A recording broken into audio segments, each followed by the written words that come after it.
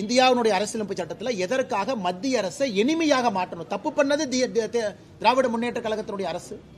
Letter ஆதாரம் இருக்கு. அவங்க எழுதும் பொழுது எங்கேயும் இங்கே டங்ஸ்டன் வரக்கூடாதுன்னு சொல்லல. பாதுகாக்கப்பட்ட பயோடைவர்சிட்டி ஏரியா 477 ஏக்கர் அப்படின்னு சொல்லி கொடுத்தாங்க. 1.9 ஸ்கொயர் கிலோமீட்டர். எல்லாம் வந்ததுக்கு அப்புறம் மக்கள் ஆக்ஷன் இரண்டாவது டிரான்ஸ்ல ஆக்ஷன் போட்டு ஆக்ஷன்ல யாருமே எடுக்கலீங்க. அதுவும் மாநில அரசுக்கு தெரியும்.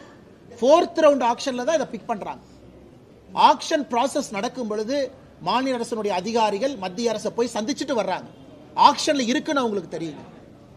அதனால இந்த முழு விஷயமே பாரதிய ஜனதா கட்சியை பொறுத்தவரை நாங்கள் ஒரு ஆக்கப்பூர்வமான கட்சியாக நடந்து காட்டியிருக்கின்றோம். பிரச்சனை சரி, எப்படி சரி பண்ணலாம், யாரை போய் பார்க்கலாம், யார்கிட்ட பேசலாம், இதை எப்படி கொண்டு வரலாம், நாங்க அதை செஞ்சிருக்கிறோம். திராவிட முன்னேற்ற கழகத்தை போல அரசை போல அது எப்படி அரசியல் பண்ணலாம், இதில் எப்படி மக்களை இன்னும் துன்பத்துக்குள்ளாக்கலாம் அப்படின்னு நாங்க செய்யலாம். அதான் அடிப்படையிலே இருவருக்கும் நடந்திருக்கக்கூடிய வித்தியாசம். இது இங்க மட்டும் இல்லைங்க. மீத்தேன், ஹைட்ரோ கார்பன் இதே விஷயத்தை தான் பாரதிய ஜனதா கட்சி கையாண்டோம்.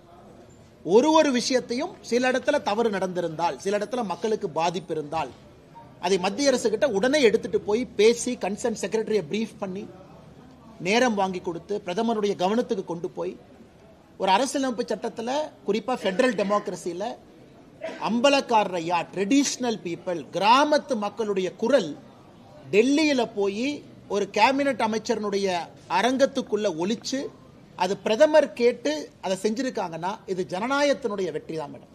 இதுல பாரதிய ஜனதா கட்சியினுடைய வெற்றி, இவங்க வெற்றி, அவங்க வெற்றின்னு சொல்றதை விட இது ஜனநாயகத்தினுடைய வெற்றி.